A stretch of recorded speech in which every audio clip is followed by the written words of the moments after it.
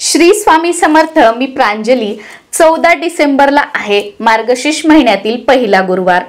मार्गशीर्ष महिना म्हटलं की माता लक्ष्मीची उपासना आली, भगवान श्री हरी श्री विष्णूंची उपासना आली। कारण का माता लक्ष्मी ही चंचल आहे, ती आज आहे तर उद्या नाहीये। मग माता लक्ष्मीला स्थिर ठेवण्यासाठी म्हणजेच काय की आपल्या घरामध्ये जो पैसा येतो तो स्थिर राहावा, यासाठी आपल्याला भगवान विष्णूंची सेवा करणं गरजेचं असतं। कारण जिथे भगवान विष्णूंचं स्थान असतं ती जागा सोडून माता लक्ष्मी कधीही जात नाही। त्यामुळे मार्गशीर्ष महिन्यातील तुम्ही जो गुरुवारची सेवा करत असाल, गुरुवार करत असाल तर आवर्जून तुम्ही विष्णू सहस्त्रनामाची सेवा करा। आणि जर तुम्ही मार्गशीर्ष महिन्यातील गुरुवार करतही नसाल तरी या महिन्यामध्ये श्री सूक्तम आणि विष्णू सहस्त्रनामाची सेवा जी आहे ती तुम्ही आवर्जून करा। पण आज आपण या व्हिडिओमध्ये बघणार आहोत की मार्गशीर्ष महिन्यातील पहिल्या गुरुवारी स्वामींची आपल्याला कोणती सेवा करायची आहे। त्याही अगोदर आपल्या बऱ्याच ताईंना असा प्रश्न आहे की या मार्गशीर्ष महिन्यातील गुरुवारी स्वामींचे जे 11 गुरुवारचं व्रत आहे किंवा 9 गुरुवारचं व्रत आहे, तर तुमचे 2 गुरुवार झालेले असतील, 5 गुरुवार झालेले असतील, तर मग या मार्गशीर्ष महिन्यामध्ये यंदा 5 गुरुवार आहेत। मग या 5 गुरुवारी आम्ही स्वामींचे गुरुवार करावे का जे मार्गशीर्ष महिन्यातील गुरुवार आहेत ते करावे का दोन्ही एकत्र करू शकतो? तर बघा, तुम्ही जर मार्गशीर्ष महिन्यातील गुरुवार पकडत असाल, हे उपवास हे व्रत तुम्ही करत असाल तर तुम्ही स्वामींचे गुरुवार करू नका।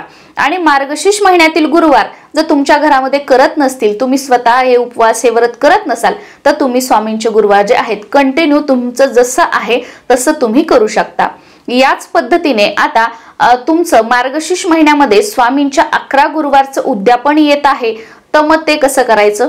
सेम तुम्ही जर मार्गशीर्ष महिन्यातील गुरुवार करत नसाल तर तुम्ही उद्यापन करू शकता, पण तुम्ही मार्गशीर्ष महिन्यातील गुरुवार करत असाल तर तुम्ही उद्यापन करू नका। या मार्गशीर्ष महिन्यातील जे 5 गुरुवार आहेत त्या गुरुवारी तुम्ही आपली जी गुरुवारची सेवा असते ती करू शकता, किंवा मी आता जी सेवा सांगणार आहे प्रत्येक गुरुवारी एक स्पेसिफिक सेवा आपण बघणार आहोत, त्या सेवा तुम्ही करू शकता, किंवा नित्य सेवा आहे गुरुवारची तीही तुम्ही केली तरी चालेल।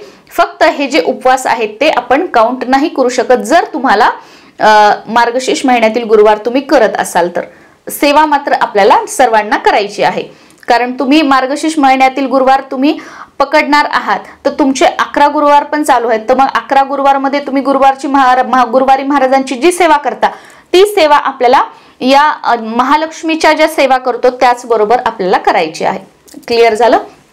आणि मार्गशीर्ष महिन्यातील गुरुवारी म्हणजे शेवटचा जो गुरुवार आहे त्या दिवशी जर पिरियड्स आले, सुतक आलं किंवा काही कारणाने तुम्हाला उद्यापन करणं नाही झालं तर ते कधी करायचं, काय करायचं याच्याबद्दलचा सुद्धा व्हिडिओ आपल्या चॅनलवर आहे, तो तुम्ही बघू शकता। आणि त्या पद्धतीने समजा तुमचा एखादा गुरुवार गेला तर त्या पद्धतीने त्या व्हिडिओमध्ये जसं सांगितलं आहे त्या पद्धतीने तुम्ही करू शकता।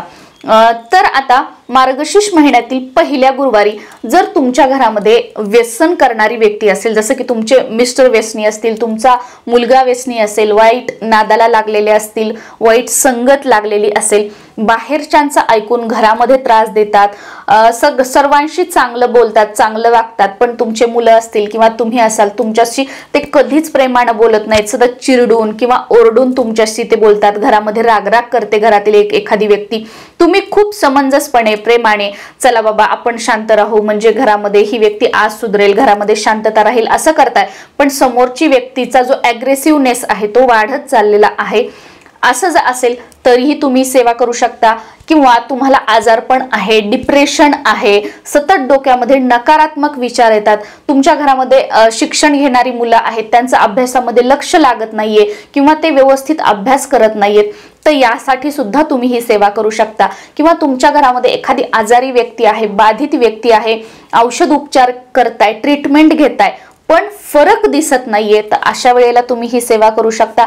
किंवा तुम्ही ज्या जागेत राहताय, ज्या वास्तूमध्ये तुम्ही राहताय त्या जागेमध्ये वास्तूमध्ये काही दोष आहेत, नकारात्मकता आहे, तर त्यासाठी सुद्धा तुम्ही ही सेवा करू शकता। कारण बऱ्याच वेळेला प्रश्न येतो सेवा तर सांगितली नाही पण कशासाठी करायची, तर जी काही तुम्हाला वाटतं की माझ्या आयुष्यामध्ये ही समस्या आहे, त्यासाठी तुम्ही ही सेवा करू शकता. आणि अतिशय साधी आणि सोपी, आणि सर्वात महत्वाचं की नियम वगैरे काहीच नाही, तुमच्या वेळेनुसार. कारण बऱ्याच ताईंचं दादांचं असं असतं की आम्हाला वेळ नाहीये, त्या वेळेमध्ये करणं शक्य नाही. तर अगदी सकाळी उठल्यापासून ते रात्री झोपण्यापर्यंत तुमच्या वेळेनुसार तुम्ही ही सेवा करा, काहीही हरकत नाही, कोणतेही नियम नाही. आणि खूप कमी वेळ या सेवेसाठी आपल्याला लागणार आहे. यासाठी काय करायचं, देवघरासमोर आपल्याला बसायचं आहे. देवघरासमोर बसणं शक्य नसेल, तुम्हाला जमिनीवर बसता येत नसेल, तुम्ही टेबल खुर्चीवर बसू शकता, तिथे बसून सेवा करू शकता. फक्त बेड सोफा सोडून तुम्ही कुठेही आसन घाला आणि बसा. पण सेवा करताना मात्र देवघरासमोर दिवा आणि अगरबत्ती ही अवश्य लावा, जर तुम्हाला देवघरासमोर ही सेवा करणं शक्य नसेल तर. आणि पिरियड सुतक असेल तर सेवा करू नका. तर यासाठी आपल्याला काय करायचं आहे, एखाद्या तांब्यामध्ये किंवा एखाद्या पेल्यामध्ये, ग्लासमध्ये किंवा एखाद्या भांड्यामध्ये समोर पाणी ठेवायचं आहे. आणि 11 वेळा तारक मंत्र म्हणायचा आहे, तोही मोठ्याने.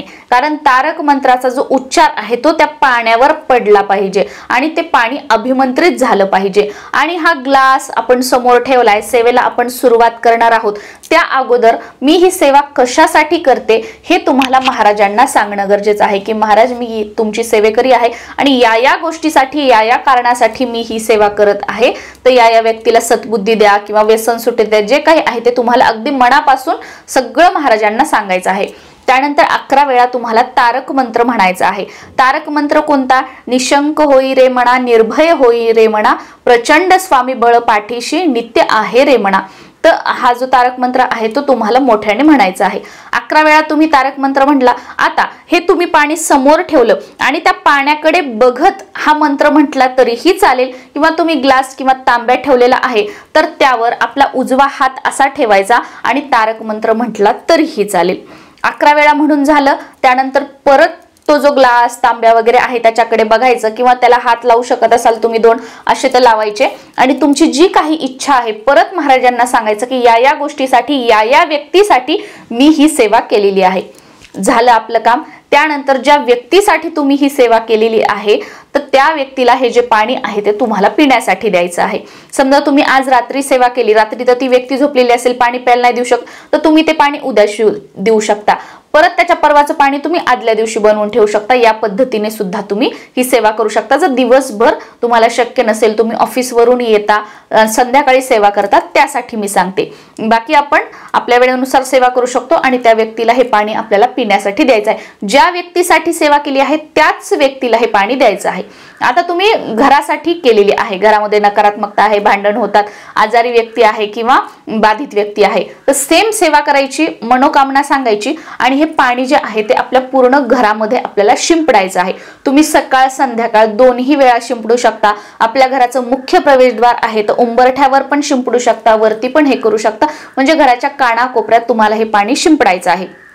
त्यामुळे घरामध्ये शिंपडण्यासाठी पाणी घेत असाल तर थोडंसं कमी घ्यायचं, म्हणजे अगदी पेलाभर पाणी घेतलं तरी चालेल. आणि रोजच्या रोज सेवा करायची आणि रोजच्या रोज घरात तुम्ही शिंपडायचं, किंवा प्रत्येक गुरुवार सेवा करायची आणि प्रत्येक गुरुवार तुम्ही शिंपडू शकता. या पद्धतीने करायचं आहे. आणि समजा तुम्ही आजारी व्यक्ती, बाधित व्यक्तीसाठी केलं तर त्या व्यक्तीच्या रूम मध्ये, त्या व्यक्तीच्या अंगावर हे पाणी शिंपडायचं आहे आणि त्या व्यक्तीला पाणी पिण्यासाठी द्यायचं आहे. तर या पद्धतीने या तारक मंत्राच्या तीर्थाचा उपयोग आपण करू शकतो. आणि गुरुवारी ही सेवा तुम्हाला रोज शक्य नाही तर फक्त गुरुवार करावं, यासाठी ही सेवा जी आहे ती मी तुम्हाला सांगितली आहे. तुम्हाला हवं असेल तर तुम्ही मार्गशीर्ष महिन्यातल्या या गुरुवारपासून 11 गुरुवार, 21 गुरुवार किंवा काउंट न करता प्रत्येक गुरुवारी ही सेवा केली तरीही चालेल. याचे खूप चांगले रिझल्ट जे आहेत ते तुम्हाला बघायला मिळतील. आणि तुम्ही स्वतःसाठी, डिप्रेशनसाठी, वाईट विचारांसाठी केली असेल तर तुम्ही स्वतः प्या. मुलांसाठी केली असेल, अभ्यास वगैरे करत नाही तर त्यांना प्यायला द्या. या पद्धतीने याचा वापर आपण करू शकतो. श्री स्वामी समर्थ.